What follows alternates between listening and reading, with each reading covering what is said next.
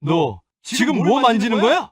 날카로운 남자의 목소리가 회장실에 울려 퍼졌습니다. 제가 아는 노래가 나와서 듣고 있었어요. 청소만 하랬지. 어디서 도둑질이야? 관리본부장이 서아에게 소리칩니다. 도둑질 아니라고요. 분명 제가 아는 노래라고요. 그 순간 강 회장이 들어옵니다. 아니, 자네가 그 노래를 어떻게 아나? 사연 시작 전 구독과 좋아요 눌러주시고 혹시 억울한 일을 당한 적 있으시다면 어떻게 극복하셨는지 댓글로 알려주세요. 오전 11시 강 회장가의 주방은 언제나 그렇듯 바쁘게 돌아가고 있었습니다. 냄비에서는 육수가 뽀얗게 끓어오르고 도마 위에서는 칼질 소리가 쉬지 않고 이어졌습니다. 냉장고 문이 열리고 닫히는 소리, 그릇 부딪히는 소리, 누군가 싱크대 앞에서 물을 틀고 채소를 씻는 소리까지 주방 안은 언제나 소란스럽고 분주했습니다. 그 한가운데에 윤서아가 있었습니다. 29살 이 집 주방에 들어온 지 벌써 3년째였습니다. 처음에는 보조였다가 지금은 회장 전용 식사를 책임지는 자리까지 올라왔습니다. 대단한 출세처럼 들릴 수도 있었지만 사실 그 자리는 아무도 오래 버티지 못했던 자리였습니다. 입맛이 까다롭고 조금이라도 간이 맞지 않으면 그릇째 물려버리는 분이었으니까요. 서아는 그날도 새벽부터 나와 육수를 우렸습니다. 멸치와 다시마를 정해진 시간에 맞춰 건져내고 간을 보고 온도를 재고 다시 맛을 확인했습니다. 주방장이 따로 있었지만 회장 식사만큼은 서아 혼자 처음부터 끝까지 손을 댔습니다. 그게 이 집의 규칙이었습니다. 마지막 접시를 완성한 건 11시 20분이었습니다. 흰 도자기 그릇 위에 나물 3가지가 단정하게 담겼고 그 옆으로 국물이 맑게 고인 뚝배기가 놓였습니다. 서아는 물수건으로 그릇 가장자리를 한 번 더 닦아내고 쟁반 위 배치를 미세하게 조정했습니다. 이 정도면 됐다 싶었습니다. 아니, 이 정도면 충분했습니다. 그때였습니다. 주방 문이 거칠게 열렸습니다. 박성호였습니다. 관리본부장이라는 직함을 달고 있는 그는 이 집안에서 회장 다음으로 무서운 사람이라고 다들 쑥덕거렸습니다. 나이는 52였지만 목소리는 언제나 위에서 아래를 내려다보는 방향이었고 눈빛은 항상 뭔가를 찾아 걸고 넘어지려는 것 같았습니다. 그가 주방을 훑어보더니 서아에게로 시선을 고정했습니다. 윤서아. 예, 본부장님. 지금 당장 회장실 올라가. 서아는 손을 멈췄습니다. 회장실이라면 본관 3층 끝 복도에 있는 그 공간이었습니다. 이 저택에서 일하는 직원이라면 누구나 알고 있었습니다. 절대 함부로 드나드는 곳이 아니라는 것을. 특별한 허가 없이는 청소부조차 아무 때나 들어갈 수 없는 곳이었습니다. 지금요? 거긴 제가 청소 담당이 아니라서요. 한미정 씨가 오늘 아팠다고 연락 왔다. 그래도 저는 주방 담당이라 그쪽 업무는. 박성우가 그 말을 잘라버렸습니다. 시키면 하는 거야. 요리사면 뭐하냐. 사람이 없으면 있는 사람이 하는 거지. 주방 안이 순간 조용해졌습니다. 아까까지 부지런히 움직이던 손들이 하나둘 멈추기 시작했습니다. 찌개를 젓던 선임 조리사도 시선을 내리깔았고 싱크대 앞에 있던 보조도 슬그머니 몸을 돌렸습니다. 아무도 나서지 않았습니다. 아무도 한마디도 하지 않았습니다. 서아는 그 침묵이 무엇을 의미하는지 알고 있었습니다. 나서봤자 나만 손해다. 그게 이 집안에서 오래 살아남은 사람들이 터득한 방식이었습니다. 모른 척하고 눈 피하고 휘말리지 않는 것. 서아도 그 방식을 모르는 건 아니었습니다. 하지만 그게 익숙해질 때마다 가슴 어딘가에 작은 돌멩이 하나가 더 쌓이는 것 같은 기분이 들었습니다. 주방 한쪽에서 낮은 목소리가 들려왔습니다. 같이 들어온 지 1년이 된 김유라였습니다. 서아 씨, 거기 들어가면 진짜 조심해야 해요.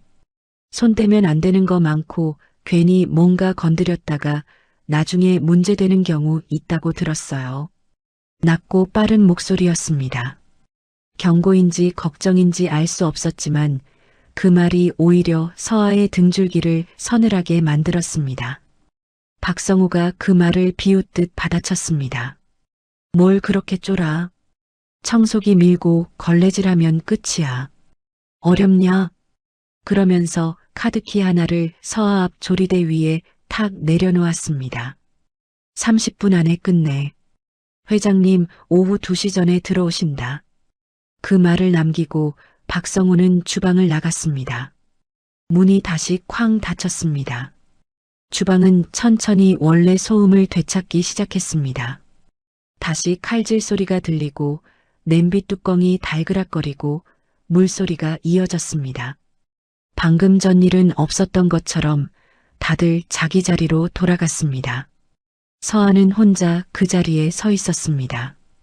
조리대 위에 놓인 카드키를 내려다봤습니다. 작고 납작한 플라스틱 조각이었습니다. 별것 아닌 것 같은데 이상하게 손이 쉽게 가지 않았습니다. 또 밀려나는 자리. 속으로 그 말이 올라왔습니다. 누가 해야 한다고 정해진 것도 아니고 자기가 잘못한 것도 아니었습니다. 그저 아무도 안 하니까, 제일 만만하니까, 시키는 대로 움직이는 사람이 필요하니까. 그 빈자리에 늘 자신이 들어가 있었습니다. 서아는 앞치마를 벗었습니다. 손을 씻고 머리카락을 단정하게 정리했습니다. 카드키를 집어 주머니에 넣었습니다. 청소도구함에서 작은 바구니를 꺼내 걸레와 청소용 장갑을 챙겼습니다. 주방을 나서기 전 잠깐 완성된 회장 식사 쟁반을 돌아봤습니다. 깔끔하게 담긴 나물과 맑은 국물. 아무도 알아주지 않더라도 새벽부터 정성을 들인 건 사실이었습니다. 서아는 시선을 거두고 문을 열었습니다. 복도는 조용했습니다. 카펫이 깔린 긴 복도를 걸어 엘리베이터에 올랐습니다. 3층 버튼을 눌렀습니다. 문이 닫히는 동안 거울에 비친 자신의 얼굴을 무심코 봤습니다. 표정은 별로 없었습니다. 그냥 일하러 가는 얼굴이었습니다. 엘리베이터가 3층에서 멈췄습니다. 문이 열리자 복도 끝이 보였습니다. 다른 층과는 분위기가 달랐습니다. 조명이 은은하게 낮았고 사람 한 명 없이 고요했습니다. 발소리도 나지 않을 것 같은 두꺼운 카펫이 복도 전체에 깔려 있었고 벽에는 이름을 알 수 없는 그림들이 나란히 걸려 있었습니다. 서아는 천천히 걸었습니다. 복도 끝 육중한 원목 문 앞에 섰습니다. 문 앞에 서는 것만으로도 괜히 숨이 얕아지는 것 같았습니다. 주방에서는 그래도 자기 자리가 있었는데 여기서는 완전히 낯선 사람이 되는 기분이었습니다. 카드키를 꺼냈습니다. 손이 미세하게 떨렸습니다. 단말기에 가져다 댔습니다. 삑! 짧고 날카로운 소리와 함께 문 잠금이 풀렸습니다. 서아는 손잡이 위에 손을 얹은 채 잠시 멈췄습니다. 이 문 너머가 어떤 공간인지, 지금 자신이 어디로 들어가는 건지, 알 수 없는 긴장감이 발끝에서부터 천천히 올라오는 것 같았습니다. 손잡이를 내리눌렀습니다. 문이 안으로 열렸습니다. 차가운 공기가 먼저 밀려나왔습니다. 냉방이 켜져 있는 것도 아니었는데 이상하게 공기가 달랐습니다. 아래층 주방의 뜨끈하고 기름진 냄새와는 전혀 다른 무겁고 조용한 공기였습니다. 마치 오랫동안 아무도 드나들지 않은 공간에서만 느낄 수 있는 그런 냄새였죠. 묵은 종이 냄새, 나무 냄새, 그리고 이름 붙이기 어려운 무언가. 서아는 문 앞에서 한 발 멈췄습니다. 발을 들여놓기 전에 한 번 더 안을 둘러봤습니다. 넓었습니다. 생각보다 훨씬 넓었습니다. 창문이 2개나 있었고 그 사이로 오전 햇빛이 비스듬하게 들어오고 있었습니다. 천장은 높았고 벽 한 면은 책으로 가득 찬 책장이 차지하고 있었습니다. 책장 앞에는 육중한 원목 책상이 놓여 있었고 그 위에는 서류들이 가지런히 정돈되어 있었습니다. 가지런하다는 표현이 딱 맞았습니다. 함부로 어지럽혀진 곳이 단 한 군데도 없었습니다. 모든 것이 제자리에 놓인 것처럼 보였습니다. 그런데 바로 그게 더 부담스러웠습니다. 정돈이 지나치게 완벽하면 거기에 발을 들인 사람이 흔적을 남기기가 더 무서운 법이었습니다. 서한은 숨을 한번 고르고 안으로 들어섰습니다. 첫 발이 카펫에 닿는 순간 자기 발소리가 들렸습니다. 푹신한 카펫이었는데도 서하의 귀에는 그게 크게 들렸습니다. 한 발 내디딜 때마다 괜히 신경이 쓰였습니다. 발자국이 남는 건 아닌지, 카펫이 눌리는 건 아닌지. 주방에서는 하루 종일 서 있어도 아무렇지 않았는데 여기서는 발 하나를 옮기는 것도 조심스러웠습니다. 문을 등 뒤로 조용히 닫았습니다. 청소 바구니를 손에 든 채 우선 방 전체를 눈으로 천천히 훑었습니다. 어디서부터 시작해야 할지 가늠하려는 것이었습니다. 보통 청소라면 그냥 몸이 먼저 움직이게 되는데 여기서는 그게 되지 않았습니다. 뭔가 건드렸다가 잘못되면 어쩌나 하는 생각이 자꾸 먼저 올라왔습니다. 책상 위에는 손대지 않기로 했습니다. 서류가 있었고 뭔가가 정확하게 배치된 것 같았으니까요. 책장 앞도 마찬가지였습니다. 책 한 권이라도 위치가 달라지면 표가 날 것 같았습니다. 그때 시선이 한 곳에 걸렸습니다. 책상 위 한쪽 귀퉁이에 액자 하나가 놓여 있었습니다. 다른 물건들과 달리 그 액자만 유독 앞쪽으로 살짝 기울어져 있었습니다. 누군가 자주 꺼내보거나 손으로 자주 만졌던 것처럼 받침대 아래 카펫이 살짝 눌린 흔적도 있었습니다. 서한은 가까이 다가가지 않았습니다. 그냥 서 있는 자리에서 눈으로만 봤습니다.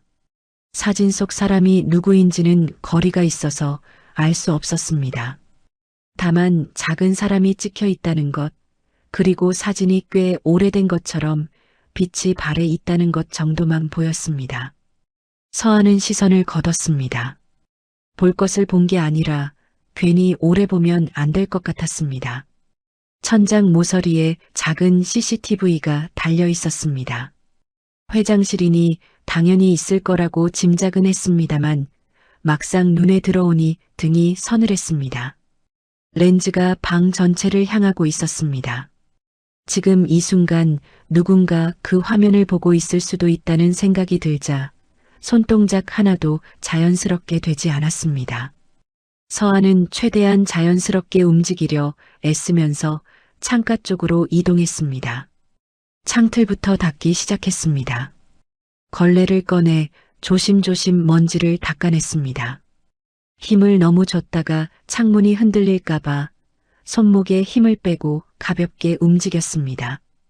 그렇게 한 뼘 한 뼘씩 닦아나가는데 갑자기 창문이 덜컹 흔들렸습니다. 바람이 부는 것도 아니었습니다. 그냥 오래된 창틀이 약간 헐거웠던 것뿐이었는데 그 소리가 고요한 방 안에서는 유달리 크게 들렸습니다.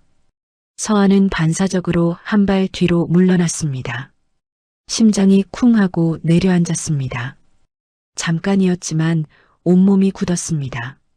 아무 일도 없었습니다. 그냥 창틀 소리였습니다. 그런데도 가슴이 두근거렸습니다. 이상한 일이었습니다. 주방에서는 솥뚜껑이 쾅 떨어져도 별로 놀라지 않던 사람이었는데요. 숨을 천천히 내쉬고 다시 움직이기 시작했습니다. 선반 위 장식품들이 눈에 들어왔습니다. 작은 도자기 조각품, 금속으로 만든 문진, 두껍고 무거워 보이는 유리 소품들이 줄지어 놓여 있었습니다. 먼지가 살짝 앉아 있는 게 보였습니다. 닦아야 할 것 같은데 손을 대기가 망설여졌습니다. 살살 걸레를 가져다 댔습니다. 그런데 걸레 끝이 작은 도자기 조각품에 살짝 스쳤습니다. 조각품이 미세하게 움직였습니다. 원래 자리에서 아주 조금, 정말 눈에 띄지 않을 만큼 틀어졌습니다. 그런데 서한은 그걸 봤습니다. 심장이 다시 내려앉았습니다. 얼른 손을 뻗어 원래 자리로 돌려놓으려 했는데 어디가 원래 자리인지 알 수가 없었습니다. 선반 위에 먼지가 없는 부분과 있는 부분의 경계를 눈으로 따라가면서 조금씩 위치를 맞췄습니다. 손가락이 가늘게 떨렸습니다. 결국 제자리를 찾은 것 같았습니다. 아마도요. 서한은 그 자리에서 한 발짝 뒤로 물러나 조각품을 다시 봤습니다. 아까랑 같은 것 같기도 하고 아닌 것 같기도 했습니다. 확신이 서지 않으니 더 불안했습니다. 박성호의 말이 머릿속에서 다시 울렸습니다. 흔적 남기면 끝이야. 그가 직접 그 말을 한 건 아니었습니다. 그렇지만 서한은 그게 무슨 뜻인지 알고 있었습니다. 이 집안에서 실수는 용납되지 않는다는 것. 특히 이 공간에서는요. 서한은 이후로 장식품에는 손을 대지 않기로 했습니다. 먼지는 그냥 두기로 했습니다. 없는 것보다는 있는 게 낫다는 판단이었습니다. 아무도 모르게 두는 것이 제일 안전했습니다. 바닥 청소로 넘어갔습니다. 책상 앞쪽은 카펫이 깔려 있었고 창가 쪽은 마룻바닥이었습니다. 마루 쪽은 걸레질을 했습니다. 몸을 숙여 한 칸씩 닦아나갔습니다. 무릎을 구부리고 낮은 자세로 이동하다 보니 시야가 자연스럽게 낮아졌습니다. 그때 보였습니다. 책장 아래쪽 가장 밑칸이었습니다. 책들이 빽빽이 꽂혀 있는 위쪽과 달리 맨 아래 칸은 비어 있었습니다. 아니, 비어 있는 게 아니었습니다. 안쪽 깊숙이 그늘이 져서 잘 보이지 않는 구석에 뭔가가 있었습니다. 서한은 몸을 더 낮췄습니다. 먼지가 유독 많이 쌓여 있었습니다. 방 안다른 곳보다 훨씬 더요. 이쪽은 청소가 오랫동안 닿지 않은 것이 분명했습니다. 의도적으로 피한 것인지 아니면 그냥 잊힌 것인지는 알 수 없었습니다. 서한은 손을 뻗어 안쪽을 더듬었습니다.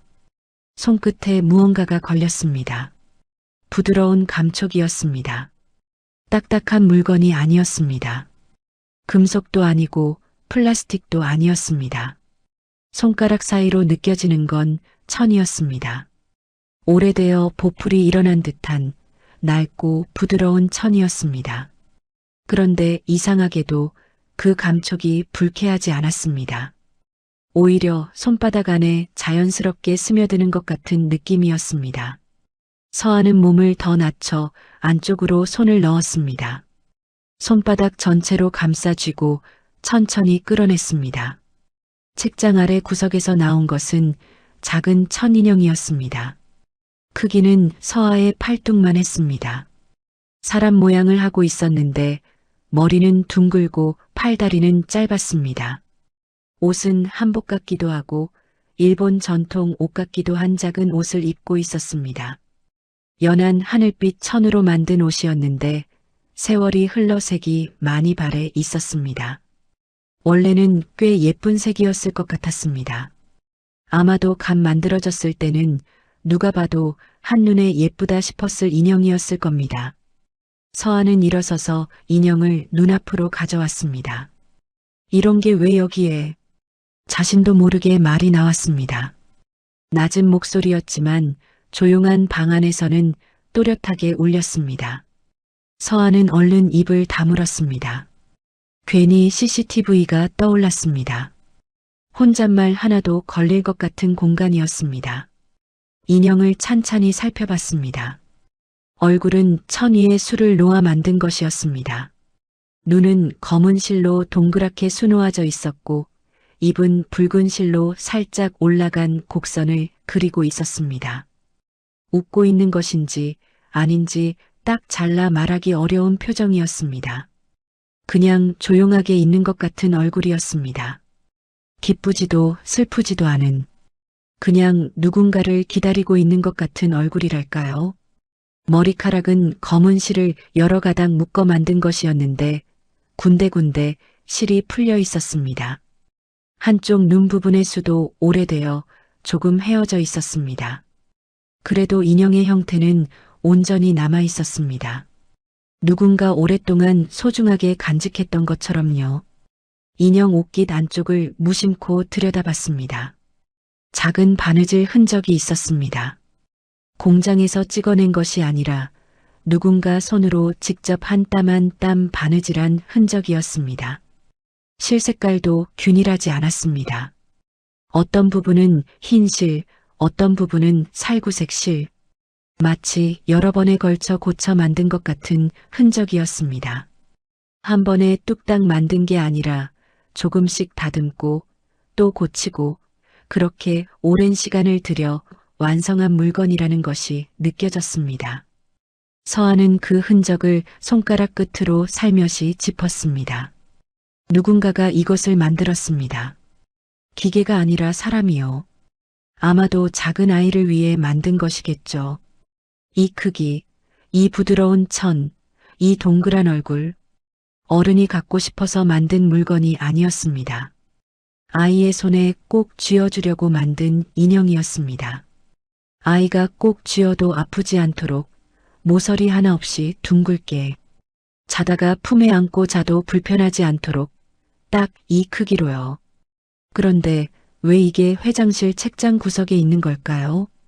그것도 먼지가 두툼하게 쌓인 제일 아래 칸, 아무도 손이 닿지 않는 안쪽 깊숙한 곳에요. 서한은 다시 한번 방 안을 둘러봤습니다. 고급스러운 장식품들, 두꺼운 책들, 가지런히 놓인 서류들, 모든 것이 이 공간의 주인이 어떤 사람인지를 말해주고 있었습니다. 냉정하고 정확하고 감정보다 질서를 중시하는 사람. 그런 사람의 공간에 이 낡은 천인형은 너무나도 어울리지 않았습니다. 버리지는 못하고 그렇다고 눈에 띄는 곳에 두지도 못하고 그래서 아무도 잘 보지 않는 책장 맨 아래 구석에 밀어 넣어둔 것처럼 보였습니다. 감추돼 없애지는 않은 그 사이 어딘가에 있는 물건이었습니다. 서한은 인형을 내려놓으려고 했습니다. 청소하다 우연히 발견한 것이니 다시 원래 자리에 두면 그만이었습니다. 자신이 상관할 일이 아니었습니다. 이 집에서 자신의 자리는 주방이었고 오늘 이 방에 들어온 건 그저 청소를 하기 위해서였습니다. 괜한 것에 눈길 주다가 괜한 오해 살 필요가 없었습니다. 그런데 손이 말을 듣지 않았습니다.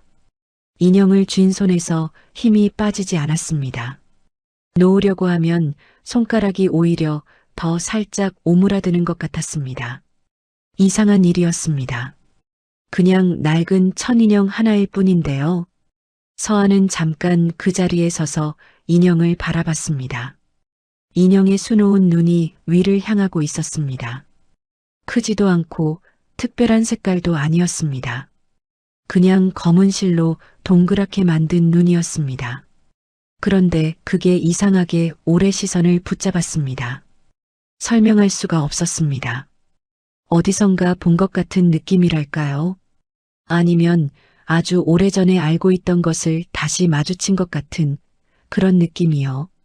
구체적인 기억이 있는 게 아니었습니다. 그냥 막연하게 몸이 먼저 반응하는 것 같은 기분이었습니다. 따뜻한 빛 같은 것, 어떤 냄새 같은 것, 말로는 꺼낼 수 없는 감각이 아주 잠깐 스쳐 지나갔습니다. 기억이라고 부르기도 애매한 그냥 몸 어딘가에 남아있는 흔적 같은 것이었습니다. 서한은 고개를 한번 저었습니다.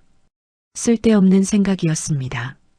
오늘따라 이 공간이 너무 낯설어서 그런 것이겠죠. 빨리 청소를 끝내고 나가야 했습니다. 일단 인형을 청소 바구니 위에 잠깐 올려뒀습니다. 책장 아래 먼지를 닦아내고 나서 다시 집어넣을 생각이었습니다. 걸레를 꺼내 책장 가장 아래 칸 바닥을 닦기 시작했습니다.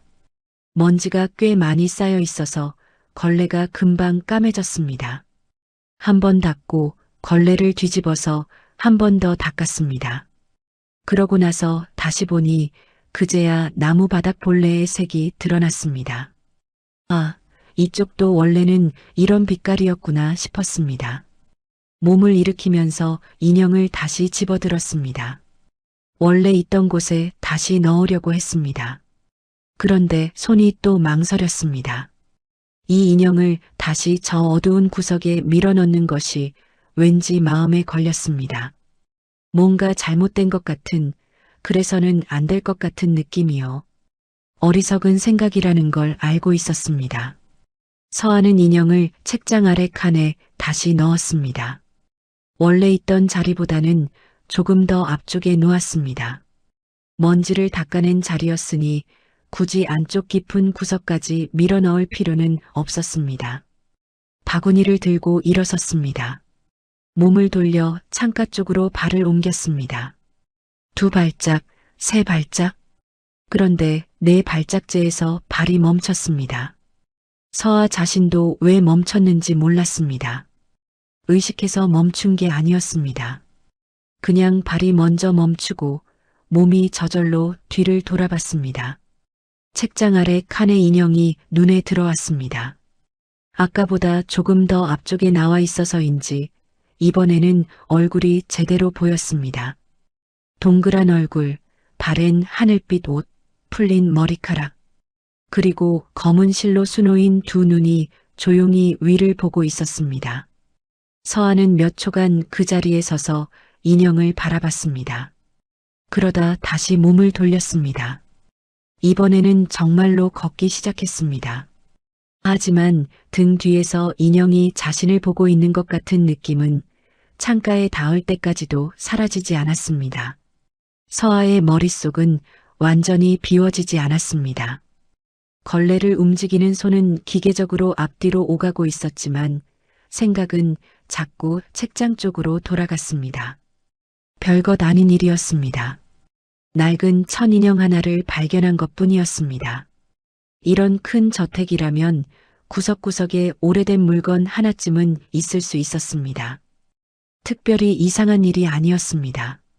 그런데도 자꾸 신경이 쓰였습니다. 서하는 마루 끝까지 닦고 나서 몸을 일으켰습니다. 이제 거의 다 됐습니다. 창틀도 닦았고 마루도 닦았고 선반 위도 대충 정리했습니다. 책상 주변은 손대지 않기로 했으니 이쯤이면 청소는 마무리였습니다. 걸레를 바구니에 넣고 방을 한 번 더 둘러봤습니다. 들어오기 전과 크게 달라진 건 없어 보였습니다. 흔적 없이 왔다가 흔적 없이 가는 것. 그게 오늘 자신이 해야 할 일의 전부였습니다. 나가려고 몸을 돌렸습니다. 그때였습니다. 작은 소리가 들렸습니다. 딸깍. 아주 작은 소리였습니다. 시계 초침 소리보다도 작았습니다. 뭔가가 눌렸다가 열리는 것 같은 아주 짧고 건조한 소리였습니다. 서하는 걸음을 멈췄습니다. 소리가 난 쪽을 돌아봤습니다. 책장 아래 칸이었습니다. 인형이 있는 곳이었습니다. 바구니를 내려놓을 때 걸레가 흘러내리면서 인형에 닿은 것 같았습니다. 그 무게에 인형 어딘가가 눌린 모양이었습니다. 그리고 소리가 흘러나오기 시작했습니다. 처음에는 아주 작았습니다. 귀를 기울이지 않으면 들릴까 말까 한 소리였습니다. 하지만 조용한 방 안에서는 그 작은 소리도 또렷하게 퍼졌습니다. 오래된 오르골에서 나는 것 같은 쇳소리가 살짝 섞인 멜로디였습니다. 태엽이 돌아가듯 느리고 일정한 간격으로 음이 이어졌습니다. 서하는 천천히 책장 앞으로 다가갔습니다. 인형을 들어 올렸습니다. 멜로디는 계속됐습니다. 인형 등 쪽 어딘가에 작은 장치가 숨겨져 있는 것 같았습니다. 손가락으로 등 부분을 살며시 눌러보니 딱딱한 무언가가 느껴졌습니다. 천 안에 작은 뮤직박스가 들어있는 것이었습니다. 멜로디는 단순했습니다. 높고 낮음이 크게 없는 잔잔하게 이어지는 선율이었습니다. 빠르지도 않고 그렇다고 너무 느리지도 않았습니다. 아이를 재울 때 불러주는 노래 같은 속도였습니다. 들으면 눈꺼풀이 무거워질 것 같은 그런 느낌의 멜로디였습니다. 서아는 그 자리에 선 채로 멜로디를 들었습니다. 한 번 반복됐습니다. 그리고 또 한 번 반복됐습니다. 태엽이 풀리는 것인지 소리가 조금씩 잦아드는 것 같더니 다시 처음과 같은 크기로 돌아왔습니다. 멈추지 않았습니다. 서아는 멍하게 서 있었습니다. 이상한 일이었습니다. 멜로디를 듣고 있으면 뭔가를 떠올릴 것 같은 느낌이 들었습니다. 기억이라고 부를 수 있을 만한 것인지는 모르겠지만 어떤 장면 같은 것, 어떤 감각 같은 것이 아주 먼 곳에서 천천히 가까워지는 것 같았습니다. 잡으려고 하면 사라지고 가만히 있으면 다시 조금 더 가까워지는 것 같은 느낌이었습니다. 그때 서아의 입술이 움직였습니다. 본인도 몰랐습니다. 의식해서 한 게 아니었습니다. 멜로디가 반복되는 동안 입술이 먼저, 소리보다 먼저 움직이기 시작했습니다. 그리고 아주 작게 숨소리보다 조금 큰 목소리로 가사가 흘러나왔습니다.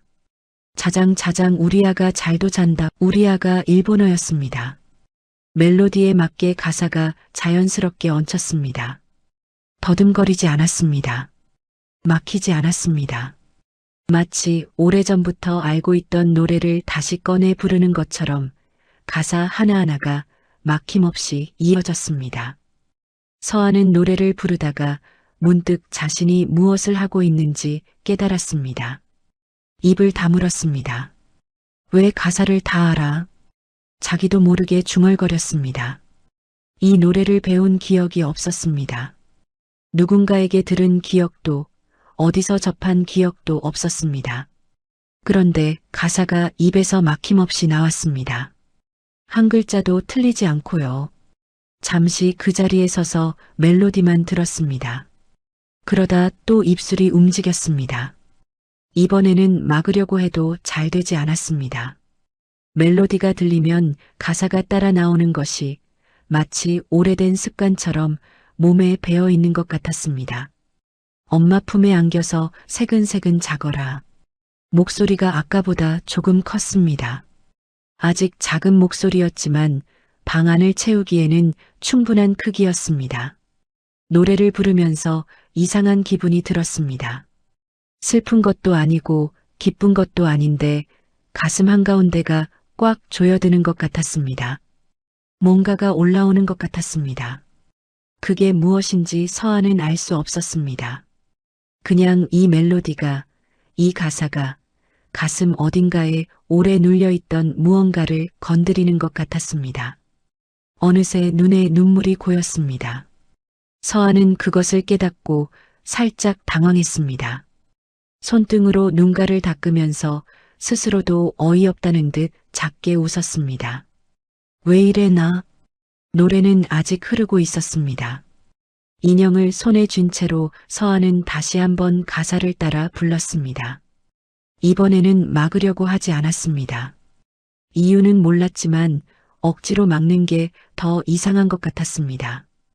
이 노래는 그냥 불러야 하는 것 같았습니다. 목소리가 방 안을 채웠습니다. 높지 않은 목소리였지만 떨리지 않았습니다. 오히려 차분하고 낮게 가라앉은 목소리였습니다. 자장가를 부를 때 나오는 그런 목소리였습니다. 아이를 재우려는 사람의 목소리요. 서아는 눈을 살짝 감고 노래를 불렀습니다. 그 순간만큼은 이 공간이 얼마나 긴장되는 곳인지도 박성호의 눈치를 봐야 한다는 것도 빨리 청소를 끝내고 나가야 한다는 것도 전부 잊혀졌습니다. 그냥 멜로디만 있었습니다. 그리고 오래전 어딘가에서 이 노래를 처음 들었을 때의 그 따뜻한 감각만 있었습니다. 노래는 계속 이어졌습니다. 복도는 조용했습니다. 그 조용한 복도 저편에서 느리고 무거운 발걸음 소리가 아주 천천히 가까워지고 있었습니다. 회장이 본관 3층 복도에 들어선 것은 오전 11시가 조금 넘은 시각이었습니다. 오전 미팅은 일찍 끝났습니다. 거래처 임원 2명을 만나 계약 조건을 조율하는 자리였는데 상대 측이 군말 없이 조건을 받아들이면서 예상보다 빨리 마무리됐습니다. 강 회장이 내민 조건에 토를 다는 사람은 많지 않았습니다. 오랜 세월 동안 그렇게 살아왔고 그게 이제는 당연한 일이 되어 있었습니다. 서류를 손에 든 채 복도를 걷는 동안 머릿속은 이미 오후 보고 준비로 넘어가 있었습니다. 늘 그랬습니다. 한 가지가 끝나면 곧장 다음 것으로 멈추지 않는 것이 강 회장이 살아온 방식이었습니다. 멈추면 생각이 밀려왔습니다. 생각이 밀려오면 버티기가 어려웠습니다. 그래서 멈추지 않았습니다. 27년 동안 그렇게 살아왔습니다. 비서실장 이재훈이 2걸음 뒤에서 조용히 따라오고 있었습니다. 38살, 이 자리에 온 지 4년째였습니다. 말이 많지 않고 필요한 것만 정확하게 보고하는 사람이었습니다. 강 회장이 그를 곁에 두는 이유였습니다. 오후 2시에 내부 보고 있습니다. 그 전에 잠깐 쉬시겠습니까? 알겠네. 짧은 대답을 남기고 강 회장은 계속 걸었습니다. 두꺼운 카펫이 깔린 복도는 언제나처럼 조용했습니다. 2층에는 회장실 하나뿐이었고 사람이 드나들 일이 거의 없었습니다. 강 회장은 그 고요함에 익숙했습니다. 아무것도 묻지 않는 공간이었으니까요. 복도 끝 회장실 문까지는 10걸음 남짓이었습니다. 강 회장은 서류에 시선을 고정한 채 걸었습니다. 1걸음, 2걸음, 3걸음, 4걸음, 5걸음째에서 발이 멈췄습니다. 강 회장 스스로도 처음에는 왜 멈췄는지 몰랐습니다. 머리가 멈추기 전에 몸이 먼저 반응했습니다. 그리고 귀가 열렸습니다. 소리가 들렸습니다.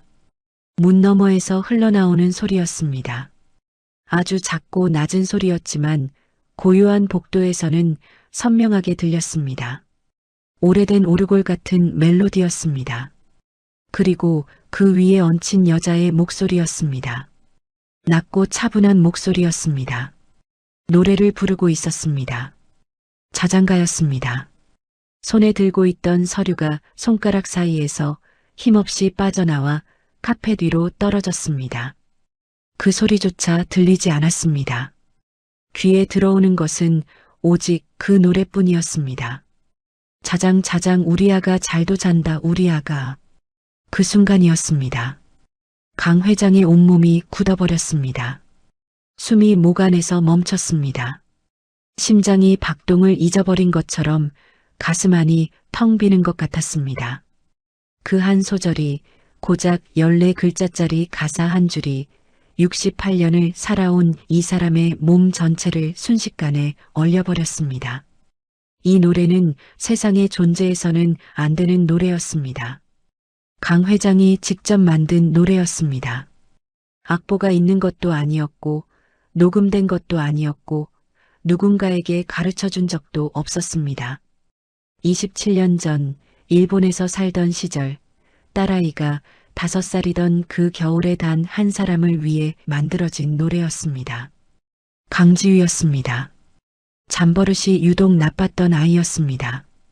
밤이 되면 칭얼대고 눕혀놓으면 다시 일어나 앉고 쉽게 잠들지 못하는 아이였죠. 아내가 몸이 좋지 않던 시절이었습니다. 강 회장이 직접 아이 옆에 앉아 재우던 날이 많았습니다. 어느 날 밤 별 생각 없이 흥얼거리기 시작한 것이었습니다. 멜로디도 가사도 미리 준비한 것이 아니었습니다. 그냥 그 순간 아이를 바라보면서 입에서 나오는 대로 만들어진 노래였습니다. 세상 어디에도 없는 그 작은 방 안에서만 존재하던 노래였습니다. 신기하게도 지우는 그 노래를 들으면 얌전해졌습니다. 칭얼거리던 것을 멈추고 눈을 깜빡이다가 천천히 눈꺼풀이 내려갔습니다. 웃을 때면 눈이 반달처럼 휘어지는 아이였는데 노래를 들으면서도 입술 끝이 살짝 올라갔습니다. 잠들기 직전까지 그 표정이었습니다. 강 회장은 그 얼굴이 좋아서 아이가 잠든 뒤에도 한참을 더 옆에 앉아 있곤 했습니다. 그게 하루 중 가장 조용하고 가장 따뜻한 시간이었습니다. 그 노래를 아는 사람은 세상에 단 둘뿐이었습니다. 강 회장 본인과 지우였습니다. 그런데 지우는 이 세상에 없었습니다. 27년 전 그 사고 이후로 다시는 찾지 못했습니다. 살아있는지조차 알 수 없었습니다. 강 회장은 몇 년을 찾아 헤맸습니다. 일본 곳곳을 뒤졌고 한국으로 건너왔을 가능성도 수없이 추적했습니다. 하지만 끝내 찾지 못했습니다. 그래서 어느 순간부터는 찾는 것을 멈추는 대신 기억을 봉해버렸습니다. 열면 살 수가 없었으니까요. 그것이 강 회장이 27년을 버텨온 방식이었습니다. 그 노래는 그 봉인의 가장 깊은 곳에 있었습니다. 27년 동안 단 한 번도 입 밖에 낸 적이 없었습니다. 혼자 있는 밤에도 술을 마신 날에도 꿈속에서도 그 멜로디가 올라오려 하면 억눌러 버렸습니다. 그 노래를 꺼내는 순간 그 방이 떠오르고 그 아이의 얼굴이 떠오르고 자신이 지키지 못했다는 사실이 다시 살아났습니다. 그러면 버틸 수가 없었습니다. 그래서 봉해두었습니다. 그런데 지금 그 노래가 이 문 너머에서 흘러나오고 있었습니다. 강 회장은 벽에 손을 짚었습니다. 손이 떨렸습니다. 이 손이 떨린다는 것을 강 회장 자신이 느끼고 있었습니다. 68평생 어떤 자리에서도 흔들린 적 없던 손이었는데요. 눈을 감았습니다. 눈꺼풀 안쪽에 그 방이 떠올랐습니다. 창문으로 가로등 불빛이 비스듬히 들어오던 작은 방이었습니다. 이불 위에 앉아 눈을 억지로 크게 뜨고 있던 작은 아이였습니다. 그러다 노래가 시작되면 슬며시 눈꺼풀이 내려가고 결국 아빠 무릎 위에 쓰러지듯 잠들던 그 아이였습니다. 그 작고 따뜻한 무게가 27년이 지난 지금도 무릎 위에 남아있는 것 같았습니다. 뒤에서 이재훈이 조심스럽게 다가왔습니다. 회장님? 대답이 없었습니다. 이재훈은 강 회장의 등을 보고 그 자리에 멈췄습니다. 언제나 꼿꼿하던 어깨가 아주 미세하게 그러나 분명하게 내려앉아 있었습니다. 4년 동안 단 한 번도 본 적 없는 모습이었습니다. 이재훈은 말없이 뒤로 물러나 거리를 유지했습니다. 강 회장은 천천히 문 앞으로 다가갔습니다. 손잡이 위에 손을 얹었습니다. 그런데 열지 못했습니다. 문 너머의 것이 두려웠습니다. 아닐 수도 있다고, 우연히 비슷한 멜로디일 수도 있다고, 그렇게 생각하는 편이 안전하다고 머리는 말하고 있었습니다. 엄마 품에 안겨서 새근새근 자거라. 강 회장의 눈가가 뜨겁게 달아올랐습니다. 우연이 아니었습니다. 이 가사는 이 세상 어디에도 없는 가사였습니다. 그 겨울밤 잠들지 못하는 아이 곁에서 자신이 그 자리에서 만들어낸 가사였습니다. 이것을 부를 수 있는 사람은 이 세상에 단 한 명뿐이었습니다. 손잡이를 쥔 손이 가늘게 떨렸습니다. 강 회장은 27년 만에 처음으로 봉해두었던 그 이름을 가슴 안에서 조용히 불렀습니다. 지우야. 그 이름을 가슴 안에서 부른 순간 복도 저편에서 발소리가 들렸습니다. 빠르고 무거운 발소리였습니다. 계단 쪽에서 올라오는 소리였습니다. 강 회장은 그 소리를 들었지만 몸이 움직이지 않았습니다. 손잡이를 쥔 채로 그대로 서 있었습니다.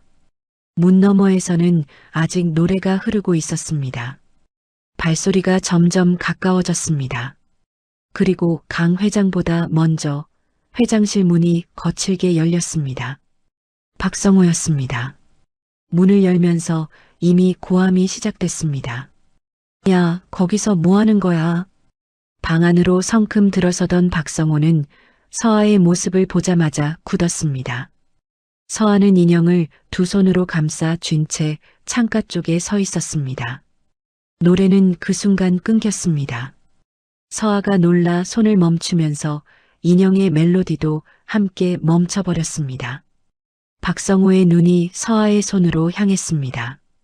인형이었습니다. 회장실 안에 있는 물건이었습니다. 그것으로 충분했습니다. 청소하랬더니 회장님 물건을 넘봐? 서아는 반사적으로 뒤로 한 발 물러났습니다. 아닙니다. 저는 그냥 청소하다가 발견한 것뿐이라서. 발견? 책장 구석에 있는 걸 어떻게 발견해? 뒤지지 않으면 나오지도 않는 물건인데.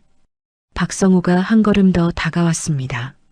목소리는 점점 올라갔고 얼굴은 이미 붉어져 있었습니다. 서아는 더 물러서려 했지만 뒤에 창틀이 있었습니다. 더 갈 곳이 없었습니다. 도둑질 하려고 작정한 거 아니야? 응? 말해봐. 절대 그런 게 아닙니다. 청소하다가 책장 아래에서 우연히 남의 물건을 두 손으로 꼭 쥐고 있어? 말이 통하지 않았습니다.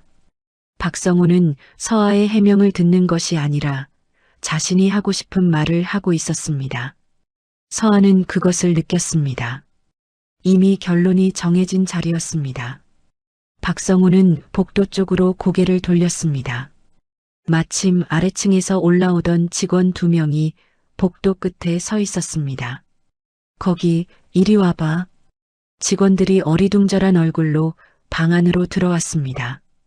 박성호는 그들을 자신의 뒤편에 세웠습니다. 서아 혼자 문 쪽을 등진 세 사람을 마주하는 모양새가 됐습니다. 증인을 세우는 것 같은 구도였습니다. 똑똑히 봐. 이 사람이 회장님 물건 들고 있는 거 봤지? 직원들은 시선을 내리깔았습니다. 아무도 대답하지 않았습니다. 하지만 박성호는 개의치 않았습니다. 대답이 필요한 게 아니었으니까요. 그냥 이 자리에 사람이 있다는 것, 그것으로 충분했습니다. 서아는 그 순간 직감했습니다. 이건 해명이 통하는 자리가 아니었습니다. 무슨 말을 해도 박성호가 원하는 방향으로 흘러갈 것이었습니다.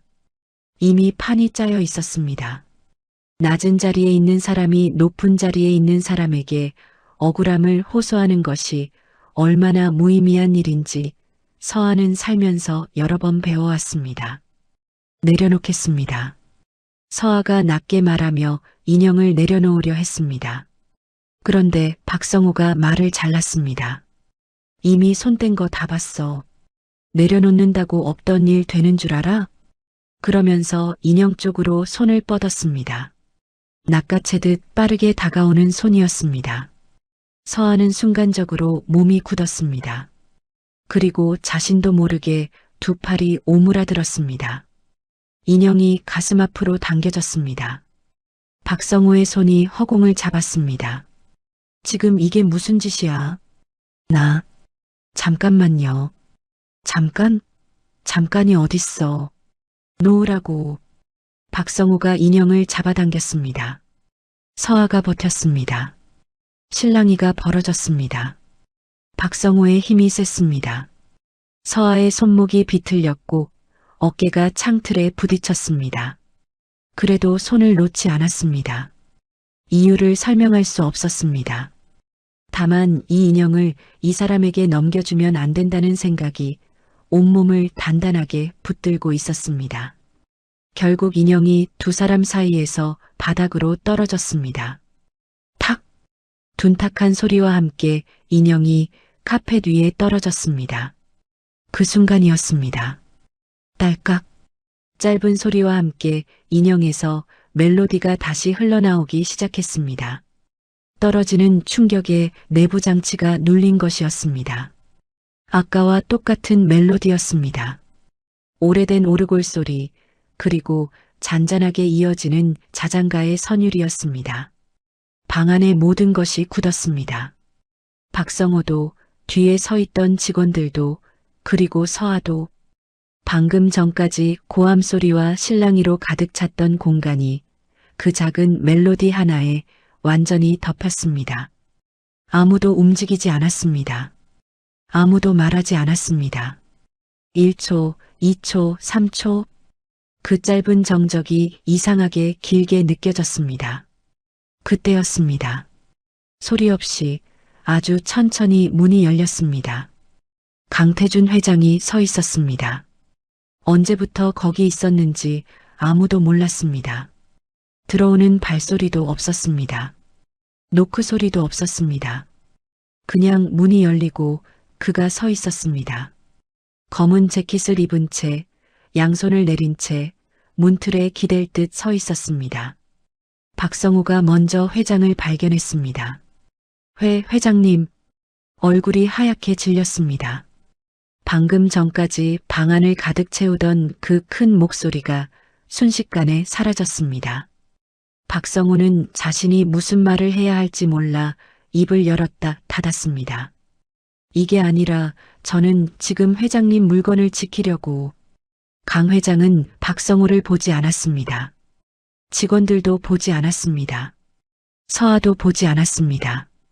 그의 시선은 오직 한 곳에 고정되어 있었습니다. 카펫 위에 떨어진 인형이었습니다. 멜로디가 흘러나오고 있는 그 낡은 천인형이었습니다. 강 회장의 눈동자가 그것을 바라보는 동안 방 안은 노랫소리만 남기고 완전히 멈춰 있었습니다. 박성우가 다시 입을 열려 했습니다. 그때 강 회장의 시선이 천천히 올라왔습니다. 인형에서, 바닥에서, 그리고 서아에게로. 처음으로 두 사람의 눈이 마주쳤습니다. 강 회장의 눈빛은 차갑지 않았습니다. 그렇다고 따뜻하지도 않았습니다. 그냥 무언가를 찾는 사람의 눈이었습니다. 오래, 아주 오래 찾아온 것을 눈앞에서 마주친 사람의 눈이었습니다. 떨리고 있었습니다. 68평생 흔들린 적 없는 그 눈이 지금 이 순간 미세하게 떨리고 있었습니다. 노래는 멈추지 않았습니다. 강 회장의 시선이 서아에게 고정된 채 방 안은 노래소리만 흐르고 있었습니다. 박성우는 입을 열었다 닫기를 반복했습니다. 뒤에 서 있던 직원들은 숨을 죽인 채 시선을 바닥으로 내리깔았습니다. 서아는 강 회장의 눈빛을 마주한 채 굳어 있었습니다. 이상한 눈빛이었습니다. 화가 난 것도 아니었습니다. 그렇다고 차갑게 내려다보는 것도 아니었습니다. 뭔가를 찾는 것 같은, 아니면 뭔가를 확인하려는 것 같은 눈빛이었습니다. 서아는 그 눈빛이 불편했습니다. 이유를 알 수 없어서 더 불편했습니다. 박성우가 그 침묵을 견디지 못하고 입을 열었습니다. 회장님, 제가 지금 상황을 설명드리겠습니다. 이 직원이 회장님 허락도 없이 회장실에 들어와서 물건에 손을 댔습니다. 제가 딱 현장을 잡은 겁니다. 엄연히 규정 위반이고 자칫하면 절도로도 볼 수 있는.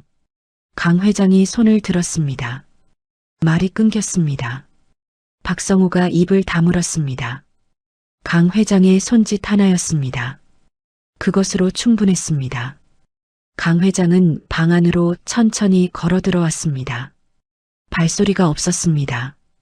카펫 위를 걷는 발걸음은 조용했지만 그 존재감은 방 안의 공기를 완전히 바꿔놓았습니다.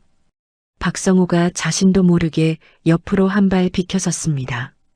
강 회장은 바닥에 떨어진 인형 앞에 멈춰 섰습니다. 멜로디는 아직 흐르고 있었습니다. 오래된 오르골 소리가 방 안을 조용히 채우고 있었습니다. 강 회장은 그 자리에서 인형을 내려다봤습니다. 한참을 그렇게 서 있었습니다. 아무 말도 하지 않았습니다. 아무것도 하지 않았습니다. 그냥 바라봤습니다. 그 모습을 보는 박성우는 점점 더 불안해졌습니다. 회장이 화가 나면 고함을 치거나 차갑게 지시를 내리거나 둘 중 하나였습니다. 그런데 지금은 그 어느 쪽도 아니었습니다. 이런 모습은 처음이었습니다. 박성우는 그것이 더 무서웠습니다. 회장님, 제가 즉시 이 직원을 데리고 나가서 경위서를 작성하도록 하겠습니다. 필요하시면 인사위원회에도. 잠깐. 낮은 목소리였습니다. 크지 않았습니다. 그런데 그 한마디가 방 안의 모든 것을 멈춰 세웠습니다. 강 회장이 천천히 몸을 숙였습니다. 그리고 바닥에 떨어진 인형을 집어들었습니다. 두 손으로 집었습니다. 한 손으로 집어도 될 만한 크기였는데 두 손을 모아 받쳐 들었습니다. 마치 깨지기 쉬운 것을 다루듯이요. 인형을 집어드는 그 손이 아주 미세하게 떨리고 있었습니다. 멜로디가 아직 흐르고 있었습니다. 강 회장은 인형을 가슴 높이로 들어올린 채 바라봤습니다. 방 안에 있는 누구도 그 표정을 제대로 볼 수 없었습니다. 고개가 살짝 숙여져 있었기 때문이었습니다. 하지만 강 회장의 어깨가 아주 천천히 미세하게 오르내리는 것은 보였습니다. 숨을 고르고 있는 것 같았습니다. 아니면 무언가를 억누르고 있는 것 같았습니다. 박성호는 그 모습을 보면서 뭔가 잘못됐다는 것을 느꼈습니다. 상황이 자신이 생각한 방향으로 흘러가고 있지 않았습니다. 회장이 저 직원을 문책해야 하는데 저 인형을 저렇게 들고 있으면 안 되는데 그런 생각이 머릿속을 맴돌았습니다. 하지만 아무 말도 할 수 없었습니다.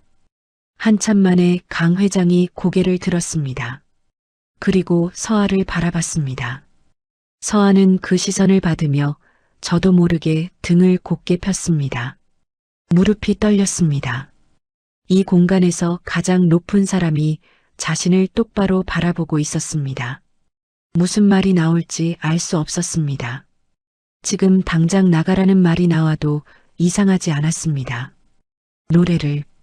강 회장이 입을 열었습니다. 아까 부르던 노래. 서하는 순간 무슨 말인지 이해하지 못했습니다. 저 말씀이십니까? 아까 이 방에서 노래를 불렀지. 서하의 얼굴이 굳었습니다. 들켰다는 생각이 먼저 왔습니다. 청소하러 들어와서 노래를 불렀다는 것이 얼마나 황당한 일인지, 그것이 지금 상황을 더 나쁘게 만들 것이라는 생각이 따라왔습니다. 죄송합니다. 제가 무심코 누구한테 배웠나? 서아가 입을 다물었습니다. 그 노래 말이야. 누구한테 배운 건가? 목소리가 떨렸습니다. 강 회장의 목소리가 떨리고 있었습니다. 그것을 들은 사람은 방 안에 있는 모두였습니다.